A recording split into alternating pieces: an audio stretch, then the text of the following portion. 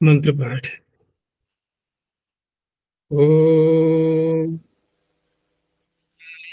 सहना भवतु सहनौ भुनक्तु सह वीर्यं करवावहै तेजस्विनावधीतमस्तु मा विद्विषावहै। ओम शांति शांति शांति।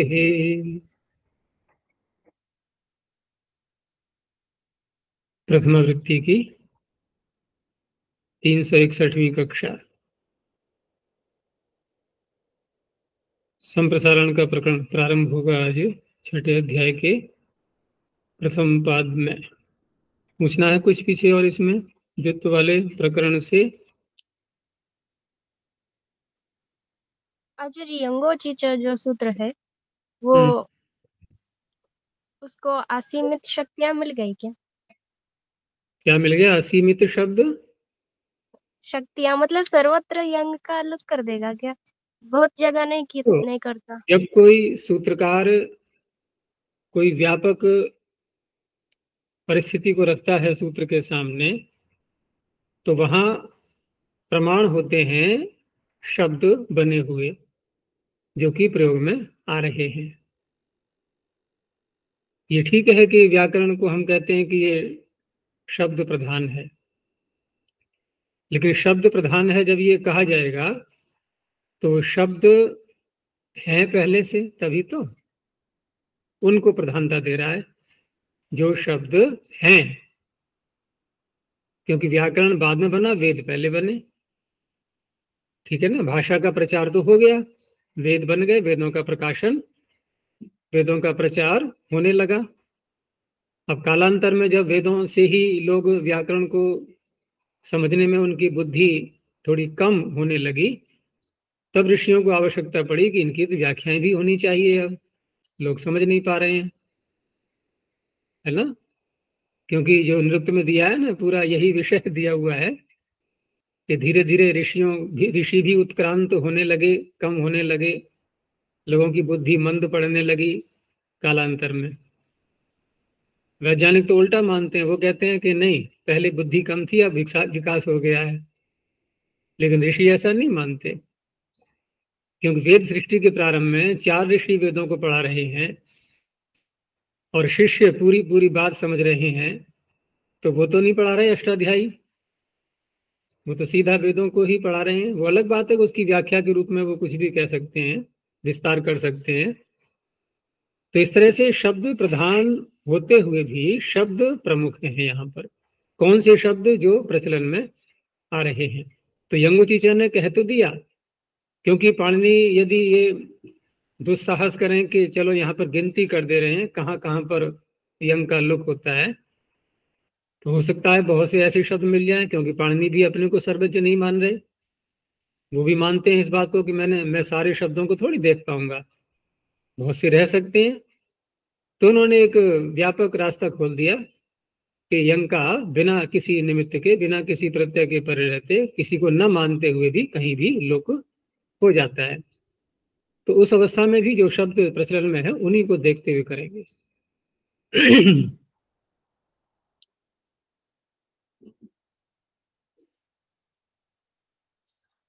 तो संप्रसारण का अधिकार जो यहां से चलेगा, अब ये उसमें पहला सूत्र है शंगः संप्रसारणम पुत्रपत्यो तत्पुरुषे। ये पीछे आ चुका है, जहां पर समास का प्रकरण आया था दूसरे अध्याय में, वहां पर भी इसमें आए हुए उदाहरण वहां भी आए थे, और दूसरा चतुर्थ अध्याय में भी इसका विषय आ चुका है। तो उसी को ले रहा है ये कि शंगः षष्ठेक वचनांतम संप्रसारणम प्रथमैक वचनांतम पुत्र पत्यो सप्तमी द्विवचनांतम तत्पुरुषे सप्तम एक वचनांतम। सूत्र तो बड़ा दिखाई दे रहा है, लेकिन वर्तमान में देखें तो इसकी उपयोगिता नहीं दिखाई दे रही है, क्योंकि जिन शब्दों को ये बना रहा है, ये शब्द दुर्लभ हैं, कहीं कोई प्रयोग मिल जाए तो मिल जाए, क्योंकि इन शब्दों का अर्थ भी तो बड़ा विचित्र है कि कारीश गंधी पुत्र, गोबर के समान जिसमें से गंध निकल रही है, ऐसी किसी स्त्री को कहा जाएगा वह, फिर उसका पुत्र। बड़ी विचित्र स्थिति बन जाती है ना, कहाँ से ढूंढ के लाएंगे ऐसा। तो बहुत से सूत्र ऐसे आएंगे जो वर्तमान में उनका ज्यादा कोई महत्व नहीं रहता है, फिर भी एक क्रम है अष्टाध्यायी का, तो सभी सूत्रों को देखना ही है। तो दो शब्द पर रहते इसने कहा कि पुत्र पति इत्यतयोः उत्तर पदयोः श्यंगः संप्रसारणं भवति। श्यंगन्तस्य नहीं बोलेंगे, श्यंगः संप्रसारणं भवति तत्पुरुषे समासे, क्योंकि एक परिभाषा आती है कि निर्देश्यमानस्य आदेशा भवन्ति। जब कहीं पर आदेश किए जाते हैं तो जितना निर्देश किया गया है उसी के स्थान में हो जाते हैं। तो श्यंग कहा गया है तो श्यंग अंत को संप्रसारण हो जाएगा, वो श्यंग के स्थान में संप्रसारण हो जाएगा। दूसरा संप्रसारण जो शब्द है संज्ञा के रूप में, तो महाभाष्य में उस पर विचार किया गया है। वैसे तो प्रथमावृत्ति में भी बताया गया था कि एक जन संप्रसारणम सूत्र दो तरह से संज्ञा करता है, एक वर्ण की संज्ञा और दूसरी विधि की संज्ञा, जिसको वाक्यार्थ भी कहते हैं। यानी वाक्य का जो अर्थ निकल रहा होता है उससे जहां विधि की जा रही है। और हम सूत्र भी दो प्रकार के देखते हैं। एक सूत्र ऐसे हैं जो संप्रसारण करते हैं, ठीक है ना। संप्रसारण करना क्या तात्पर्य हुआ, ये होगी विधि। जैसे यही सूत्र है, ये विधि है या वर्णात्मक है, ये विधि है यहाँ पर। और कुछ सूत्र ऐसे होते हैं जो पहले से यण के स्थान पर एक हो चुका है, अब उसको बोल रहे हैं। जैसे संप्रसारणाच्य, ये संप्रसारण नहीं कर रहा है, इसको तो संप्रसारण पहले से चाहिए। तो विधि और वर्ण दोनों प्रकार से यहां पर विधि में वाक्यार्थ बनेगा। तो यहां पर जो शब्द है कारीश गंधी पुत्र, ये 3 चरणों में जाकर के पूरा बनता है शब्द, क्योंकि पहले तो हमें यहाँ बहुरी ही समास करना होगा। यदि हम इस सूत्र के उदाहरण के ही रूप में लें तो सारा कार्य करके और हमने पुत्र शब्द के साथ में समास कर दिया तो सरल दिखाई देगा हमें, ठीक है ना। कारीश गंध्या ये शब्द लाएंगे पहले, क्योंकि शंग तो लाना ही है, दिखाना ही है शंगंत शब्द। तो कारीश गंध्याया पुत्र, लेकिन हमें ध्यान ये भी रखना है कि कारीश गंध्या तक हम पहुंचे कैसे। तो करीशस्य गंध एव गंधो यस्याह, स्त्रीलिंग बनाना है इसलिए यस्याह बोल दिया। तो यहाँ पर जो बहुरी समास किया जा रहा है ये कैसे है, उपमान अर्थ में उपमा दी जा रही है ना। करीशस्य गंध एव गंधो यस्य, 3 पद हैं, ये त्रिपद बहुरी कहते हैं इसको, लेकिन एक का लोप हो जाएगा। और जहां पर उपमा अर्थ में जब बहुरी समास करते हैं तो वार्तिक को ध्यान रखो कि सप्तम उपमान पूर्व पदस्य उत्तर पद लोपश्च वक्तव्य। ये पीछे बताया था मैंने कि सप्तम्यंत शब्द और उपमान, ठीक है ना। सप्तम उपमान पूर्व पदस्य उत्तर पद लोपश्च, क्योंकि गंध को 2 बार बोला है हमने। करीशस्य गंध एवं गंधो यस्य, एक गंध का लोप हो जाएगा। तो इस तरह से इवार्थ में बहुरी समास किया तो शब्द बना अब करीश गंध, इतना ही तो बना अभी, करीश गंध। अब क्योंकि यहां पर ये करीश गंध शब्द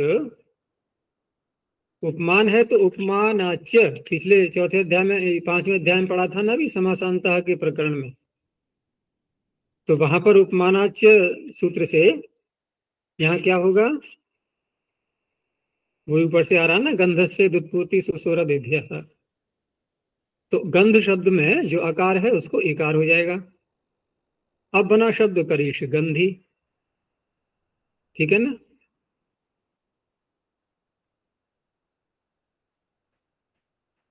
नहीं, इसमें कुछ रह गया बीच में,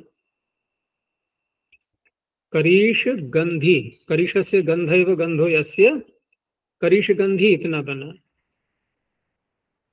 और श्यंग किससे करेंगे? श्यंग तो बाद में करेंगे। अब देखो करीश गंधी इतना तो बना लिया। अब यहां पर करीश गंधे अपत्यम, करीश गंधी की संतान, अपत्यार्थ में प्रत्यय लाएंगे।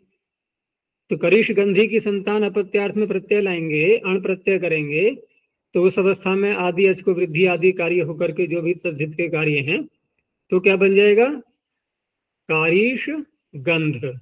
यहां तक पहुंच गए। अब कारीश गंध, ये कौन है? उसकी संतान, करीश गंधी की संतान कारीश गंध। अब यहां जो अण प्रत्यय दिखाई दे रहा है हमें,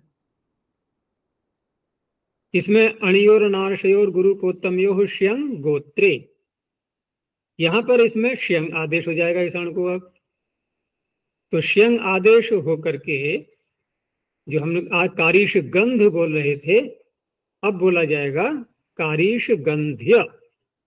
अब क्योंकि स्त्रीलिंग में है, स्त्रीलिंग में होने से यंगश्चाप, तो कारीश गंध्या, ये बना शब्द आकर के। अब ये बना ये सूत्र का विषय यहाँ, क्योंकि पुत्र और पति के साथ में समास करना है, ये समास होगा तत्पुरुष। तो कारीश गंध्याया पुत्र, कारीश गंध्याया पति ही, इस तरह से विग्रह करेंगे। तो इसने क्या कर दिया? इसने किया संप्रसारण। तो संप्रसारण में जो यकार है उसको यकार हुआ, और संप्रसारण करते ही कौन सा सूत्र लगाते हैं? संप्रसारणाच्च। इसने कर दिया पर रूप, पूर्व रूप।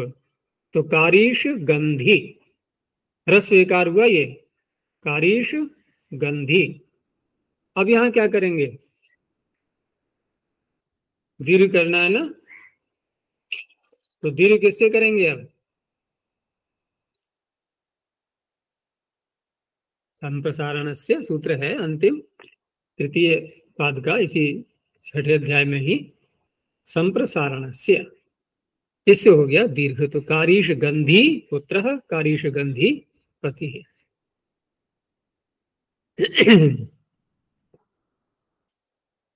तो ये इसके उदाहरण बन जाते हैं, और कोई विशेष कार्य नहीं है इसमें।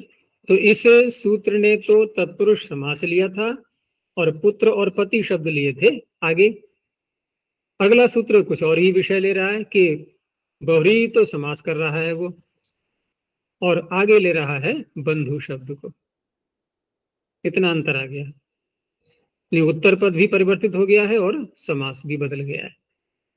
तो बंधु नहीं बहुब्री हो, इसीलिए इसको अलग से बनाना पड़ा सूत्र को, नहीं तो पुत्र और पति के साथ में बंधु को भी पढ़ देते यदि तत्पुरुष समास होता तो बंधुनी सप्तम में वचनांतम बहुब्री हो सप्तम में वचनांतम। बंधु शब्द तो पुल्लिंग में व्यवहार में आता है, तो यहाँ तो नपुंसक लिंग दिया है सूत्र में, तभी तो बनेगा बंधुनी रूप। तो ऐसा होता है कि कभी कभी पाणिनि सूत्र में शब्द के अर्थ को न लेते हुए बस शब्द मात्र ही उसका अर्थ होता है, ऐसा मान करके नपुंसक लिंग का भी निर्देश कर देते हैं। उससे यूं नहीं समझना है कि बंधु शब्द नपुंसक लिंग में आता है, ऐसा अर्थ नहीं निकालना। तो बंधु शब्द उत्तर पदे बहुव्रीहौ समासे शंगः संप्रसारणम भवति। बाकी सब वही अर्थ होगा जो पहले किया गया था, संप्रसारण ये भी कर रहा है, और शब्द भी वही है हमारे पास में, क्योंकि शंग लेना है तो वही शब्द है कारीश गंध्या। अब यहां पर बंधु के साथ में बहुव्रीहि समास करेंगे, ऐसे नहीं बोलेंगे कारीश गंध्याया बंधु जैसे पीछे कहा था, ये बहुव्रीहि समास होगा। तो कारीश गंध्या बंधुरस्य, अर्थ क्या बनेगा इसका? पीछे कारीश गंध्या का अर्थ कहां तक निकला था, कैसे किया था? करीश के समान गंध है जिसका, जिसकी, वहां जिसका भी कह सकते हैं वैसे, क्योंकि अभी ये निर्णय नहीं हुआ था कि स्त्रीलिंग का है या पुल्लिंग का है। करीश गंधी शब्द तक जब तक बनाया था हमने, करीश से गंध एवं गंधो यस्य या यस्या, कुछ भी कह लो, इनके उपमानाच्य सूत्र तक शब्द बना था करीश गंधी। तो ये तो गंध है किसी की, वो चाहे पुरुष हो या स्त्री हो। अब जो उसकी संतान है, ठीक है ना, उसमें करीश जैसी गंध की आवश्यक नहीं है, उसकी संतान है, वो कहलाएगा कारीश गंध। अच्छा, अब ये संतान पुमान है तब तो कारीश गंध, और संतान यदि स्त्री है तो अणि और नारशर गुरुपोत्तम योग श्यंग गोत्रे, ठीक है ना, श्यंग करेंगे और वहां पर फिर चाप भी हो जाएगा, तब बनेगा कारीश गंध्या। तो कारीश गंध्या का अर्थ बना क्या, एक वाक्य में कहें तो? करीश गंध का पुत्री। करीश के समान गंध है जिसकी, उसकी, जिसका, उसकी पुत्री, उसकी पुत्री। अब वह किसी की बंधु है, बहुरी समास जब करेंगे, वह किसी की बंधु है, किसी की मित्र है, तो अब ये शब्द बनेगा कारीश गंध्या बंधुरस्य कारीश गंधी बंधु। अब यहाँ पर जो है समास जो किया गया, उसके बाद शंग, इससे बंधनी बहुरी से संप्रसारण, उसके बाद फिर वही सारे कार्य, संप्रसारणाच्य और संप्रसारणस्य, इसे दीर्घ कर लिया गया है।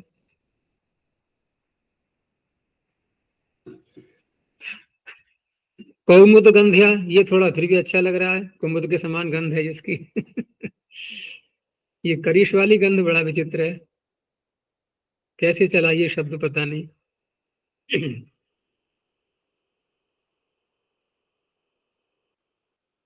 चलो, ये तो हो गए श्यंग के संप्रसारण के विषय में बातें। अब श्यंग को हटा दो यहां से, अब एक सामान्य रूप से संप्रसारण का प्रकरण ये प्रारंभ हुआ। तो आगे है वचि स्वपि यजादि नाम किति। वचि स्वपि यजादि नाम षष्ठी बहुवचनांतम किति सप्तम एकवचनांतम। और ये जो तीन सूत्र हैं क्रम से जो आ रहे हैं, ये बहुत प्रसिद्ध हैं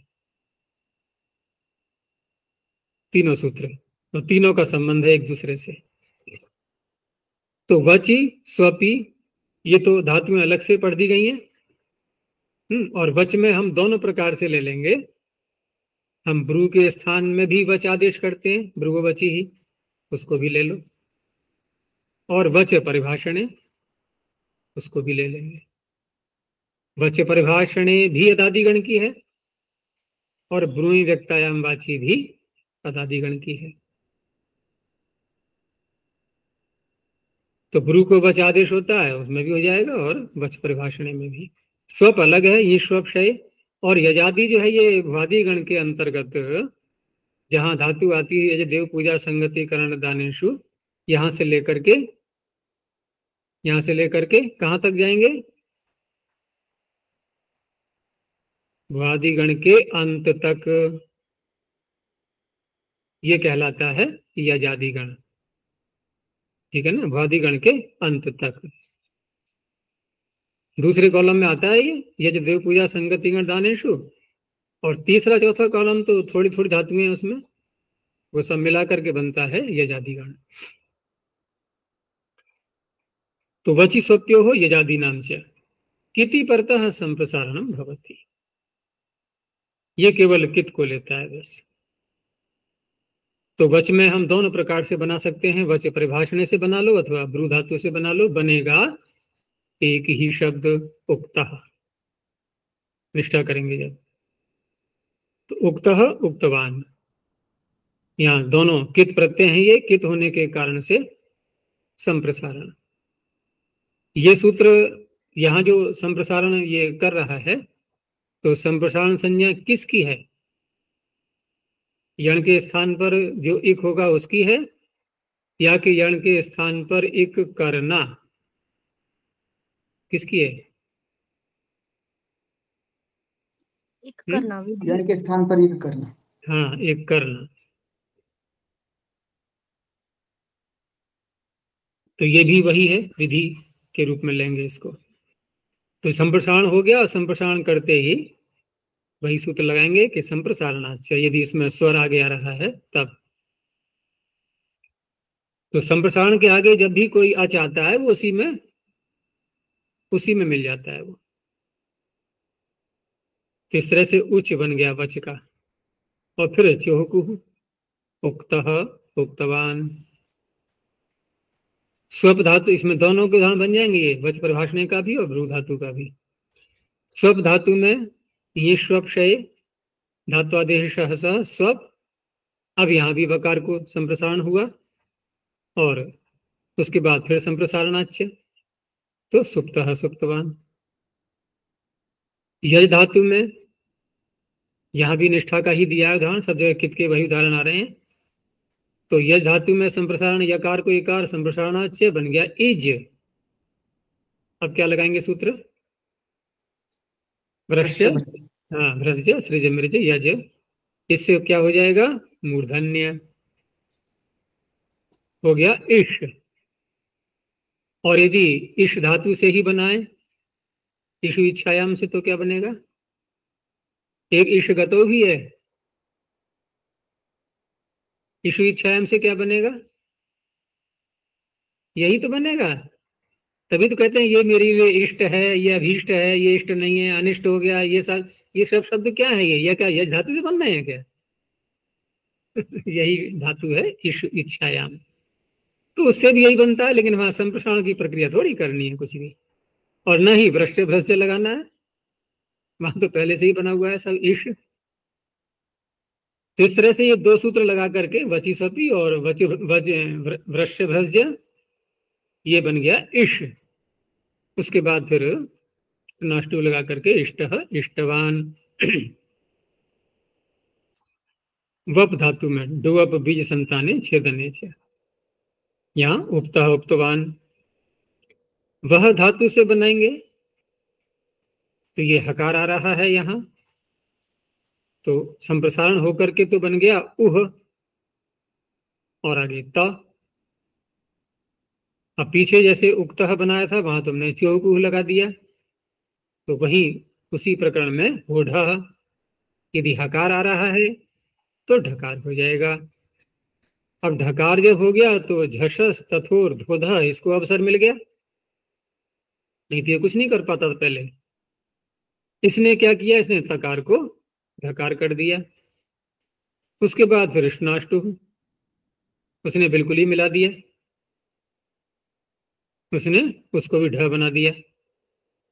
तो ओढ़ और ढ, अब दो ढकार आ जाएं या दो रेफ आ जाएं तो ये परस्पर दुश्मन बन जाते हैं एक दूसरे के, इनमें एक को मरना पड़ेगा। तो ढोढ़े लोप रोरी, दो सूत्र बना दिए पाणिनि ने। अब ढकार का लोप हो गया तो पहले वाले में वृद्धि कर दी गई, दीर्घ कर दिया उसको, ढलोपे पूर्वस्य दीर्घोण। क्योंकि दो ढकार बोल भी तो नहीं पाएंगे, ऊढ़ बड़ा विचित्र लगेगा। तो ऊढ़, ऊढ़वान। बस धातु में, बस धातु अनिट है या सेठ है? अनिट और सेठ का निर्णय कहाँ से होता है? लुट लकार से। लुट लकार से निर्णय करते हैं, ध्यान रखना सदा। कभी भी लिट लकार को मतलब ना नहीं धोखा खा जाओगे, है ना। लुट लकार से निर्णय होता है। तो सेठ है कि अनिट है? रहेगा, उषिता, रहेगा। स वसिता या वस्ता? उषिता। तुम तो संप्रसारण भी कर डाला लुट लकार में। लुट लकार में संप्रसारण कैसे कर लोगे? वस्ता, ठीक है ना। अनिट है तो अनिट है, तो यहाँ तो इडागम दिखाई दे रहा है उषिता, तो कोई अन्य सूत्र ढूंढना पड़ेगा ना। तो जहां ये निष्ठा का दिया है, निष्ठा पर रहते इडागम होता है, क्लिशः कौन सा है? क्लिशः क्त्वा निष्ठयो हो, क्त्वा और निष्ठा, है ना, क्लिश हत्वा निष्ठयो, आगे पुंगश्च वसति क्षुधोरिट। हाँ वसति क्षुधोरेट, उसको ले आएंगे। तो वस धातु हो या क्षुध हो, इनमें निष्ठा प्रत्यय को, इनसे परे निष्ठा जो प्रत्यय है उसको इडागम हो जाता है, तो उससे इट लेकर के आएंगे। अब संप्रसारण होने के बाद बन गया उस, वस का बन गया उस, ई त उसित।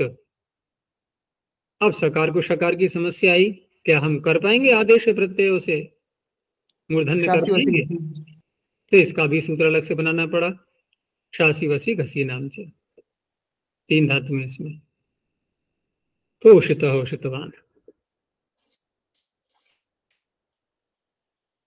आगे है वे तंतु संताने। तो वे धातु में वे है, एकार है इसमें, और एकार है, और आगे जो प्रत्यय ला रहे हैं निष्ठा प्रत्यय, तो उसके पर रहते आकार हो जाएगा, वा बन जाएगा, आदेश व प्रदेश, और संप्रसारण होकर के बन गया उ। ठीक है ना। अब यहां पर दीर्घ तो हो नहीं पाएगा, जैसे संप्रसारण से जो दीर्घ करता है वो थोड़ी यहां दीर्घ कर पाएगा। तो उतः उतवान, इस तरह से रहेगा ये।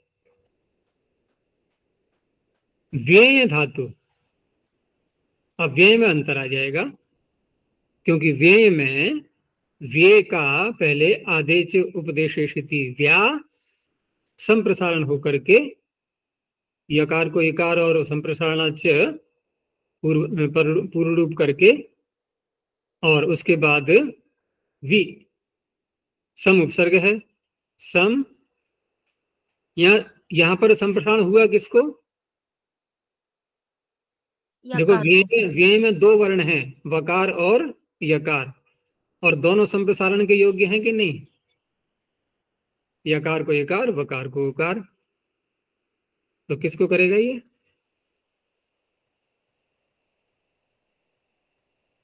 कोई है निर्णायक? किसको करेंगे भाई? 2 आ रहे हैं, दोनों को करो, एक को करेंगे तो समस्या आएगी। क्या तदंत विधि कर पाएंगे यहाँ पर? वो भी नहीं, क्योंकि अंत में तो आ रहा है व्या। तो यकार वकार दोनों तैयार बैठे हुए हैं।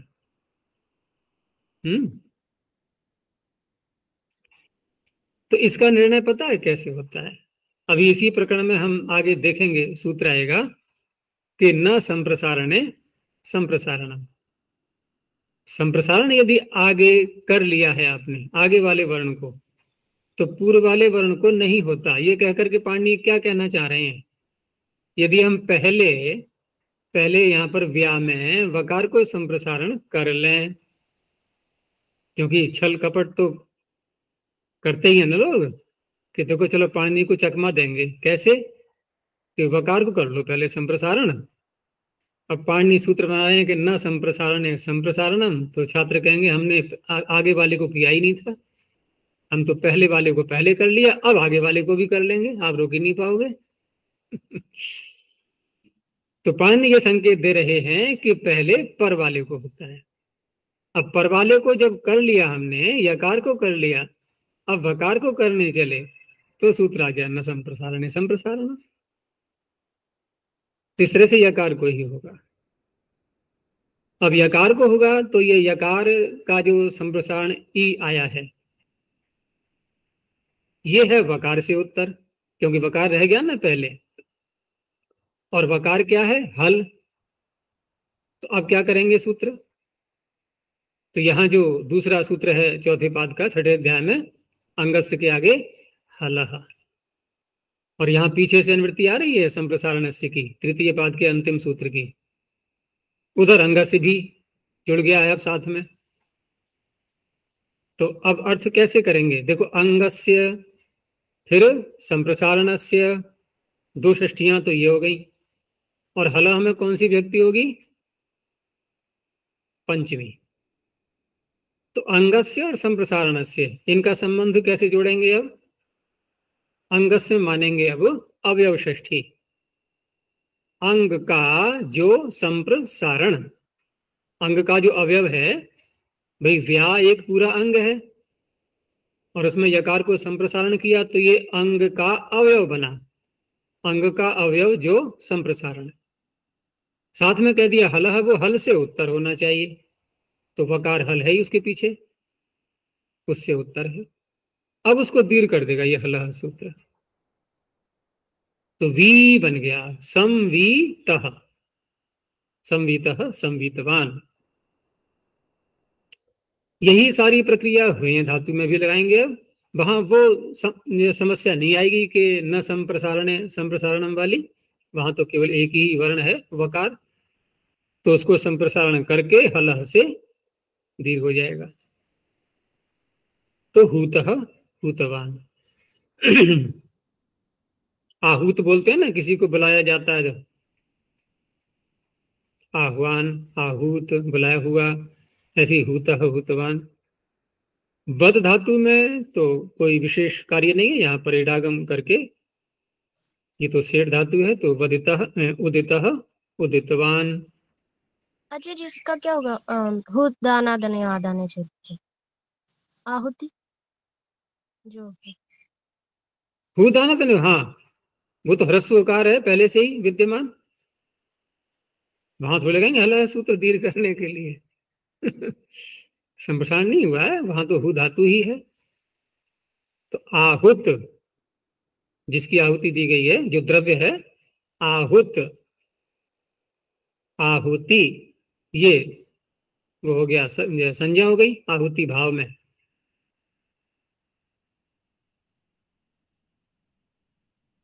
तो हुतः हुतवान, वद उदितः उदितवान। अंत में है धातु इसमें टू ओश्वी, और टू ओश्वी धातु कैसी है ये? हाँ, इसमें एक धातु रह गई थी, कौन सी रह गई है? नहीं, सब हो गई। तो टू ओश्वी में श्वी धातु है, अनुबंध हटा करके दो अनुबंध है इसमें। यहां पर, यहां जब संप्रसारण करेंगे तो वकार दिखाई दे रहा है, उसको कर लिया, और संप्रसारण च से पूर्व रूप, तो शु ह्रस्वकार है अभी, यहां भी लग जाएगा कि नहीं हल सूत्र? यहां भी लग गया दीर्घ करने के लिए, शकार से उत्तर आ गया संप्रसारण, तो शूत। अब इसमें क्योंकि ओकार इत संजक है, तो ओकार जब इत संजक होता है वो धातु कहलाती है ओदित, और ओदित होने से निष्ठा के तकार को नकार करने का सूत्र ओदितश्च, तो शूनः शूनवान ये बनेगा, बढ़ा हुआ। दूसरा यह है कि श्वी धातु अनिट भी है, तो यहां भी डागम करने के लिए वो जो पहले मैंने सूत्र बोला था वसति क्षुधोरेट, इसका अलग सूत्र है। यह श्वीदितो निष्ठायाम, श्वी अर्थात यही धातु और ईदित, इनसे उत्तर भी निष्ठा को इडागम हो जाता है। नहीं, इडागम हो जाता है, नहीं, इडागम का निषेध हो जाता है। इसमें इडागम की प्राप्ति सेठ होने से है, अनिट होने से नहीं। अनिट तो नहीं है, सेठ है ये। तो सेठ होने से जो इडागम की प्राप्ति होती है, तो केवल मात्र निष्ठा में इट को रोक दिया गया है, तो शूनः शूनवान। तो इस तरह से ये सूत्र कित प्रत्यय के उदाहरण लिए हमने सारे, कित प्रत्यय पर रहते संप्रसारण करेगा। कित प्रत्यय के और भी बहुत सारे प्रयोग बन सकते हैं, ये तो केवल एक दिग्दर्शन मात्र है बस, बहुत व्यापक सूत्र हैं ये दोनों। तीसरा वाला वो केवल वहीं लगेगा जहां पर कि द्वित्व होता है, वो वहीं लग पाएगा, क्योंकि अभ्यास शब्द आ रहा है उसमें। अब देखो अगला सूत्र, और अगले सूत्र में किति भी साथ में जुड़ जाएगा ये वाला, वहां पर क्षेत्र और थोड़ा बड़ा हो जाएगा, कित भी और नित भी दोनों ले लिए जाएंगे। अब उसमें धातुओं का परिगणन कर दिया गया है अलग अलग, उसमें कोई गण तो नहीं है, सभी गिनती कर दी गई है। तो ग्रही ज्या वही व्यधि वष्टि विचति वृष्टति पृछति भृजति नाम षष्ठी बहुवचनांतम नीति सप्तम में क्वचनांतम च्यव्यपदम। इसमें कुछ धातुओं में तो एकार करके पढ़ दिया है पाणिनि ने, ग्रही है, वही है, व्यधि वष्टि नहीं, व्यधि तक, आगे फिर रिश्ते प्रत्यय करके पढ़ दिया है, वष्टि विचति वृष्टति पृछति भृजति। इन सब में ष्टिप प्रत्यय।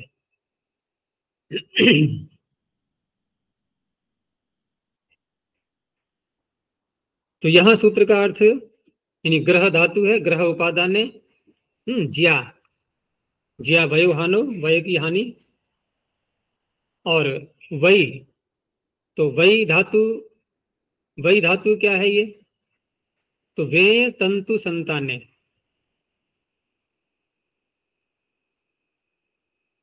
हम्म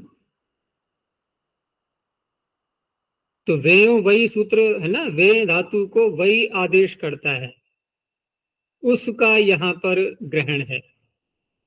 अब कोई प्रश्न ये कर सकता है कि वय धातु एक अलग से भी तो है, आय आय वाय पाय माय चाय तय अणाय गतौ, गति अर्थ में आती है ये, उसका भी तो ग्रहण कर सकते हैं। लेकिन वो धातु है आत्मनेपद की, जो आय वाय पाय मय में आ रही है, और ये है परस्मी पद में आ जाती है, क्योंकि वे है ना, वे वही, तो यहाँ पर यकार लगा देने से परस्मी पद की भी बन जाती है ये। तो यहाँ पर हम किसका ग्रहण करेंगे, तो पास वाले का प्रभाव पड़ जाता है। तो पास वाले का प्रभाव यह है कि पास की धातुएं ग्रह आदि ये सब परस्मी पद की हैं, तो साहचर्य नियम से यहाँ भी परस्मी पद वाली का अर्थात वेय धातु का ग्रहण किया गया है, और उसी को जो वय आदेश हो जाता है उसका यहाँ ग्रहण है। ठीक है, आगे है व्यध, व्यध ताड़ने, वश कांतौ, इसका बहुत प्रयोग होता है वश धातु का, वेदों में तो बहुत ज्यादा है। और विचति, ये क्या है, व्यच व्याजी करने। ऐसे ही वृष्टति, ये वृक्ष धातु का रूप है जिससे वृक्ष शब्द बनता है, तो ओ वृक्षु एदने, ओदित है ये। और प्रच जीपसायाम पृछति, और भ्रस ज पाके, इसका बनता है भृजति। तो इत्येतेषां धातूनां किति ङिति च परतः संप्रसारणं भवति। अब पीछे तो इन धातुओं का ग्रहण नहीं था, तो कित में जब उदाहरण देंगे हम तो वही निष्ठा वाले उदाहरण ले लो, मित में भिन्न प्रकार के आएंगे। तो कित के उदाहरण दिए पहले इन्होंने, ऊपर से अनुवृत्ति आ रही है उसके उदाहरण पहले ले लिए हैं। जैसे गृहीतः, तो ग्रह धातु से निष्ठा करके, और इडागम होगा, इडागम को दीर्घ हो जाएगा, ग्रह उलटी दीर्घ, तो ग्रह में संप्रसारण, जो रेफ है उसको रेकार हो गया, और संप्रसारणाच पूर्व रूप, गृहीतः गृहीतवान, ये हो गए कित के। अब मित का भी साथ में, तो मित का उदाहरण लेने के लिए इन्होंने क्या लिया है, लट लकार गृहणाति। कैसे बन गया ये मित का उदाहरण, क्योंकि ये क्रियादि गण की है, तो क्रियादिभ्य है शना, शना प्रत्यय शित है, शित होने से सार धातु को, और पकार न लगने से, पित न होने से नित हो गया ये, तो ग्रह को संप्रसारण हो गया, गृहणाति। दूसरा एक और ले लिया है इंगित का उदाहरण, यंग प्रत्यय करके, तो ग्रह धातु से यंग प्रत्यय करके धातु रेखा चोलादे सूत्र से, और आगे यंगंत बना करके पूरा जो कार्य होगा उसमें द्वित्व करना। फिर ये भी होता है कि अभ्यास में यदि धातु ऋकारोपध है, जैसे ग्रह धातु यहां जब संप्रसारण कर लेंगे तो कैसी बन जाएगी ये, गृह, ठीक है ना। और गृह को द्वित्व होगा यहां पर, तो अभ्यास में रीग आगम कौन करेगा सूत्र, रीग ऋदुपधस्य च, तो अभ्यास में री और जुड़ जाएगा, रीक कित है, कित होने से अंत में आएगा अभ्यास में, तो जरी, ग को तो ज हो ही जाएगा, कोष्ठ हो, तो जरी गृह्यते। क्या अर्थ हुआ इसका, जरी गृह्यते का,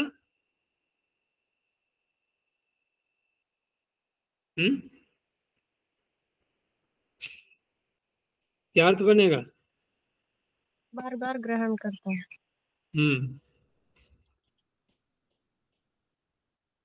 आगे है ज्या धातु का, ज्या वयु हानु। तो ज्या वयु हानु में यहां जब निष्ठा करेंगे तो ज्या के आगे जो निष्ठा प्रत्यय आया है और हमें निष्ठा के तकार को नकार करना है, तो ये जो सूत्र जहां से प्रारंभ होते हैं, यथाभ्याम निष्ठा तो न पूर्व से च्यादः, यहाँ मुख्य मुख्य सूत्र, ये तो यही मुख्य सूत्र है एक। और यहाँ किससे करेंगे हम निष्ठा के तकार को नकार? संयोग आदि धातु। धातु ऋणवतः, सारी बातें घट गई यहाँ पर। संयोग आदि में है, संयोगादे रातो, रातो धातु हो, आकारांत धातु है, संयोग आदि में है, और यणवतः, और यणवान भी है। यण यकार आ रहा है इसमें। इन सारे कारणों के होते हुए निष्ठा के तकार को नकार हो गया। इसने कर दिया उस यकार का संप्रसारण। अब दीर्घ करने के लिए वही सूत्र है फिर, हलह। हलह से दीर्घ हो गया जीनह, जीनवान। मित में ये भी उसी धातु, उसी गण की है, क्रियादि गण की। तो ज्या, शना और ती संप्रसारण होकर के जिनाती। और एक दे दिया है उसी यंग का उदाहरण। तो ज्या में यंग करके संप्रसारण हो गया है जी, और उसको द्वित्व करके, और अभ्यास में गुण भी हो जाएगा। गुणो यंग लुको हो, यंग हो या यंग का लुक हो जाए, दोनों ही अवस्थाओं में अभ्यास को गुण हो जाता है। तो जे जी यते,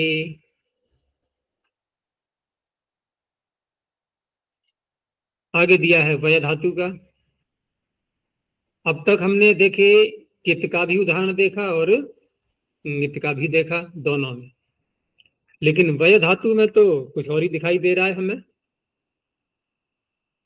यहाँ पर कित का उदाहरण तो दिखाई नहीं दे रहा है, या है?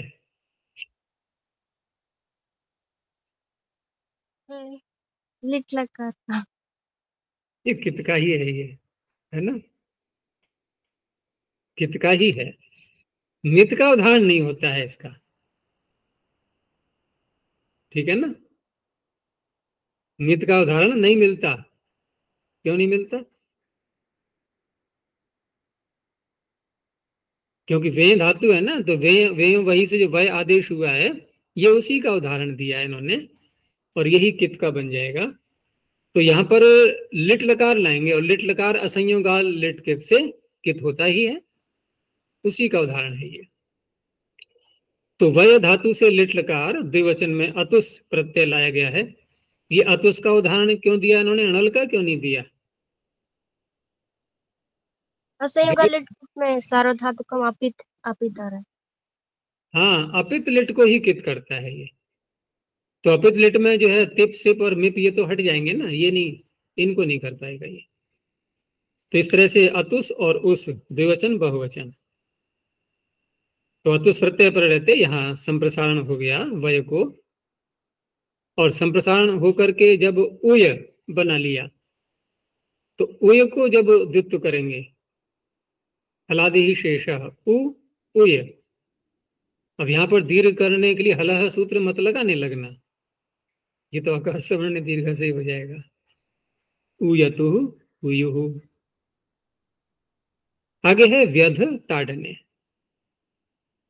अब यहाँ पर भी वही नियम काम करेगा कि दो वर्ण होने पर भी संप्रसारण पर वाले को ही होता है। तो यकार को यकार होकर के बन गया विध। आगे निष्ठा, और झषस तथोर धोधा, और झलाम जशवंते।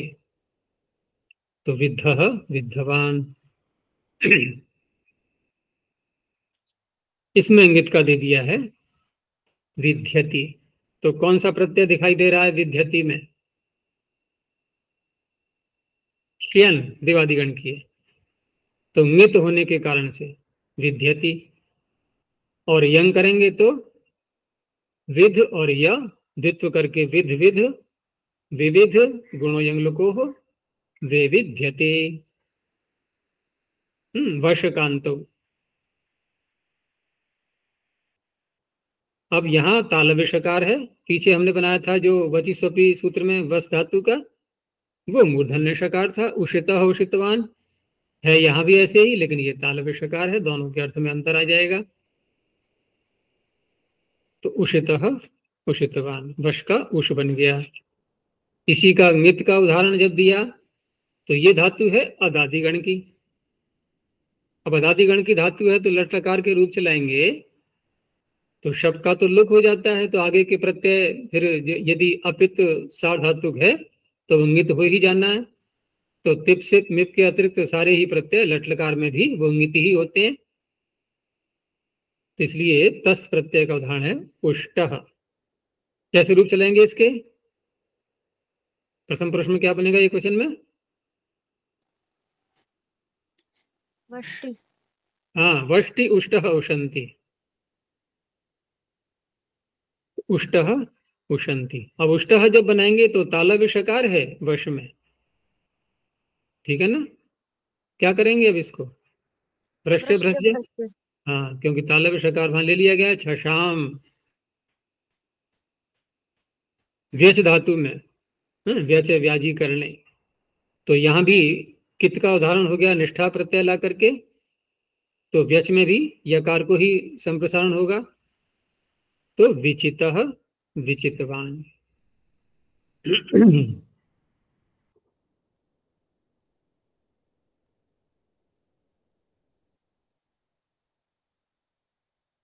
यहाँ विचितः में हलह सूत्र से दीर्घ क्यों नहीं हुआ?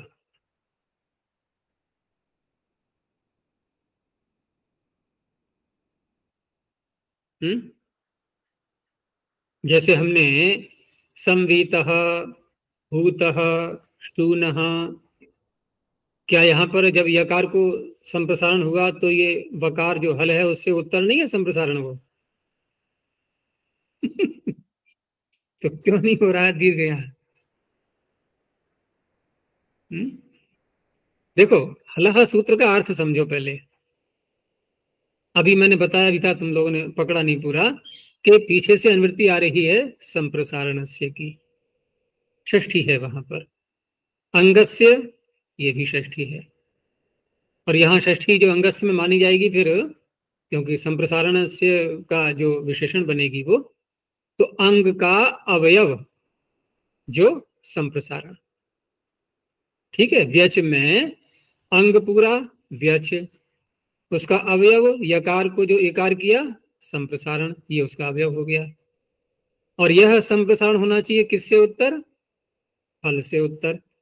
तो यहां तक हमने वाक्य लिया कि अंग का अवयव जो संप्रसारण, अंग का अवयव जो हल से उत्तर संप्रसारण, ठीक है ना। अब तदंत विधि करो, तदंत करो। तदंतस्य अंगस्य, वहां दो बार अंग बोलते हैं। तदंतस्य अंगस्य दीर्घो भवति। क्या ये तदंत है? अंत में चकार आ रहा है यहाँ, विच है ये, विच। देखो, अंग का अवयव संप्रसारण एकार है यहाँ पर, हल से उत्तर वो भी बात है, लेकिन अब तदंत नहीं रहा, ये चकारांत हो गया है। यानी कि संप्रसारणांत ही होना चाहिए वो अंग, तब करता है ये दीर्घ। तो विचितः विचितवान। तो जब भी हलह का अर्थ करना हो ध्यान रखना, वहां अंग को दो बार बोलते हैं। अंग का अवयव, ठीक है ना, जो संप्रसारण हल से उत्तर होना चाहिए, और फिर तदंतस्य अंगस्य दीर्घो भवति।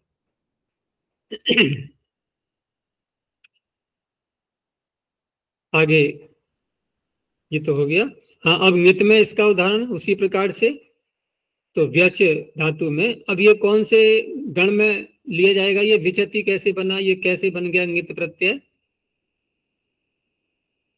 कौन से गण की लग रही है? तुदादि। तुदादि गण की, तभी नित हो पाएगा। तो विचति और यंग प्रत्यय करके वे विच्यते।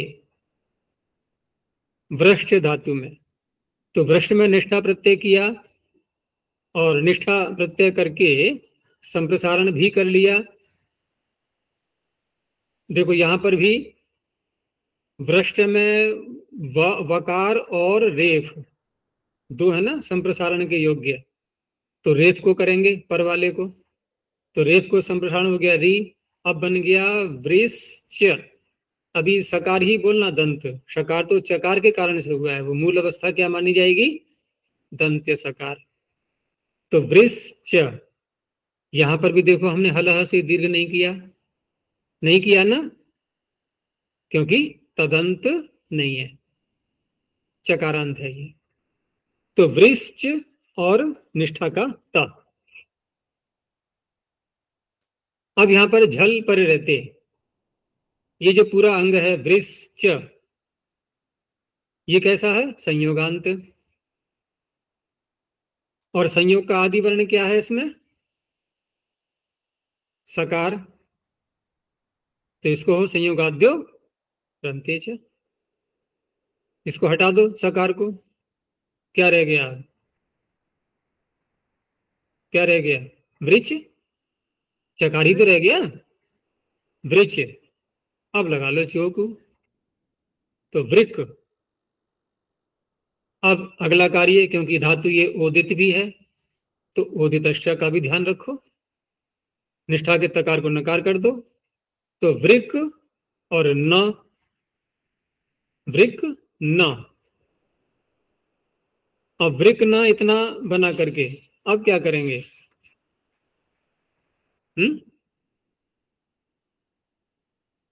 अब क्या करेंगे,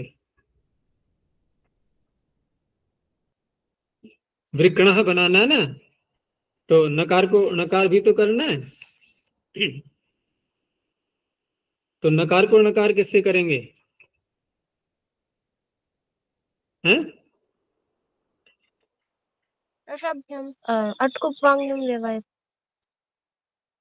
हाँ क्योंकि यहाँ पर री जो है ना, री में रेफ की श्रुति मानी गई है, तो उसके कारण से नकार को नकार हो जाएगा, तो वृकण वृकणवान। और नित में तो कोई समस्या नहीं है, यहाँ भी ये भी उसी गण की है, तो दादी गण की, तो श प्रत्यय आएगा और संप्रसारण होकर के भ्रष्टति।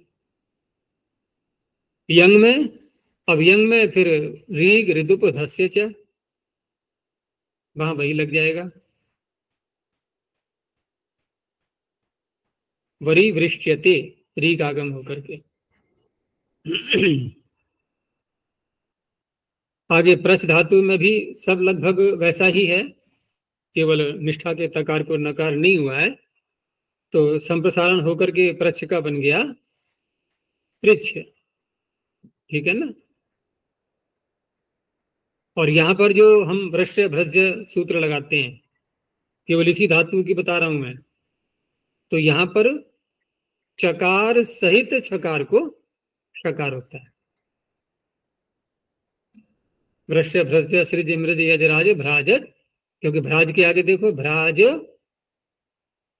अब कोई कह सकता है कि यहाँ तो ह्रस्व है इसलिए तुकागम हो गया है, ह्रस्व है तुकागम हो गया है, वो भी कह सकते हैं, लेकिन हमें उसकी आवश्यकता नहीं है, क्योंकि हमें प्रयोजन के रूप में लेना है। चकार जो पढ़ा गया है वो जान करके पढ़ा गया, इसलिए कि चकार सहित छकार को भ्राजत छशांशः, उसको मूर्धन वो तालव्य शकार हो जाता है, तो पृष्ठ पृष्ठवान। नित में यहाँ पर पृच्छति श प्रत्यय आगे आ रहा है, और यंग में परि पृच्छते री का आगम हो गया। भ्रस्ज में, अब भ्रज में निष्ठा करने के बाद संप्रसारण भी हो गया, तो भ्रज और त,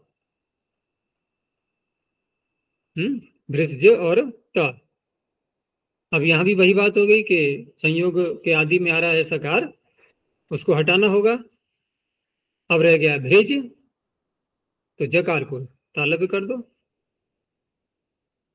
वो मूर्धन्य, मूर्धन्य शकार हो गया। तो सकार और जकार को दोनों के स्थान में शकार ऐसा नहीं मान सकते, नहीं सूत्र में कहा है, सूत्र में है छशांश लेकिन यहाँ ऐसा नहीं होगा, यहाँ यहाँ एक कार्य और बताना भूल गया मैं, कि भ्रष्टा में तो ठीक है, भ्रष्टा बना रहे थे ना अभी हम, भ्रष्टा भ्रष्टवान में तो कोई बात नहीं है, भृजति में बता रहा था मैं, भ्रष्टः भ्रष्टवान में तो सकार का लोप हो जाएगा और जकार को मूर्धन्य शकार हो गया। सकार जकार में एक साथ मूर्धन नहीं होता है। शशाम में छकार से पहले ही तो चकार है, और बाकी धातुएं पड़ी हैं, भ्रष्ट, भ्रस्ज, भ्रस्ज पड़ी हुई है उसमें अलग से, तो वहां पर तदंत विधि ही लगनी है। ठीक है ना, जो धातुएं पड़ी हुई हैं उनमें तो लगेगी तदंत विधि, यानी कि अलोन्त्य से अंतिम अल को ही होना है। फिर तदंत विधि कह रहा, अलोन्त्य से अंतिम अल को ही होगा वहां पर, तो सकार को नहीं कर सकते, जकार को ही करेंगे। और छशाम में तो चकार छकार दोनों ही साथ में पड़े हैं, तो उसका अलग से नियम बनेगा फिर कि चकार छकार सहित को दोनों को मिला करके मूर्धन्य हो जाता है। लेकिन यहां जो आगे बना रहे हैं ना भृजति, तो भृजति में अब यहां पर जैसे हमने भ्रष्ट में इसको संयुगाद्योरन्ते च लगा लिया, क्या भृजति में लगा पाएंगे हम उसको? जैसे भ्रस्ज है और संप्रसारण करके बन गया भृस्ज, और आगे है अति, लग जाएगा इसको संयुगाद्योरन्ते च, क्योंकि संयोग संयोग तो आ रहा है, और संयोग का आदि, संयोग के आदि में सकार है।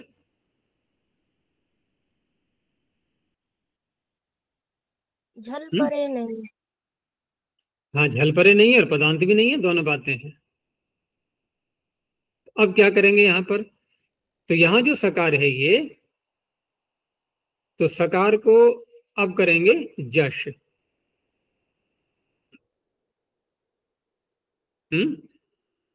कैसे करेंगे सकार को जश, कैसे करेंगे? झलाम जश झशी, झलाम झुठनते मत लगा देना, वो पदांत में लगता है। तो झलाम जश झशी, सकार को जश करेंगे तो क्या आएगा जश में से निकल करके? दकार ही आएगा, और कोई है ही नहीं दंत अक्षर वाला।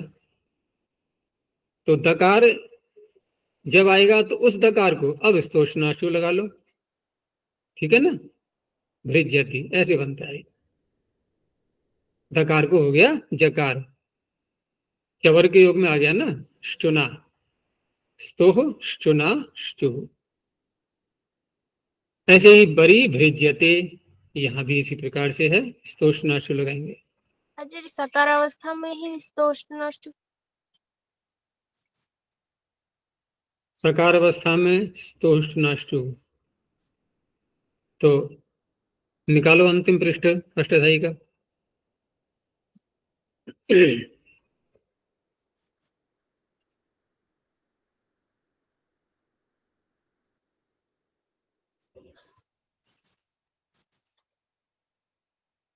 मिल गया सूत्र? जी।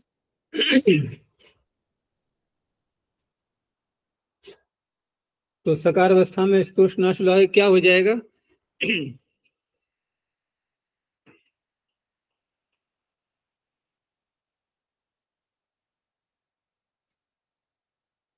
क्या करेगा ये? तालव्य शकार करेगा, है भृष, भृषजति, जी। ऐसा नहीं है। यहां पर जो है ना, ये यही स्वीकार किया गया है कि झलाम जश झशी से ये जश तो किया गया। एक प्रसंग, एक यहाँ समस्या ये आ सकती है कि झलाम जश झशी लगाने के बाद, अब ये क्योंकि पर आ रहा है सूत्र, पर कौन सा है दोनों में? झलाम यही तो जशी। है पर। तो पर आने से पूर्वत्र सिद्धम, भाई पर सूत्र पूर्व की दृष्टि में तो असिद्ध होता है, स्तोष नाष्टु को उसका कार्य दिखाई ही नहीं देगा, है? और दिखाई नहीं देगा तो फिर वही तालव्य करने लगेगा उसको, वो तो सकार ही मानेगा ना उसको। सकार को जो हमने दकार किया स्तोष झलाम जश झशी से, तो स्तोष नाष्टु को क्या दिखाई देगा? सकार ही। सकार दिखाई देगा। तो सकार दिखाई देगा तो कैसे दकार को जकार बनाएगा? तो इस स्थल पर, यहां पर कुछ ऐसे स्थल हैं जहां पर जश्त्व सिद्ध माना जाता है, जश्त्व को सिद्ध माना गया है, असिद्ध नहीं करेंगे वहां पर उसके लिए।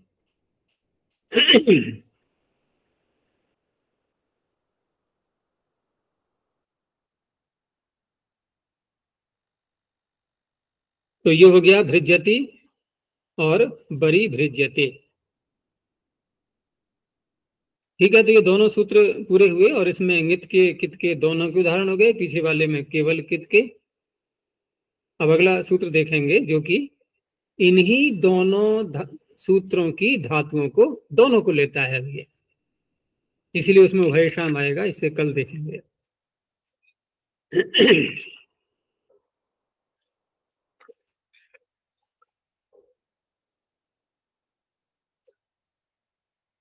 प्रणोध्वनि।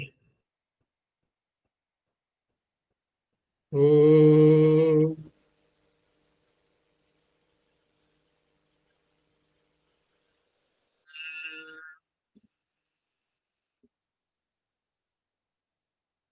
ओ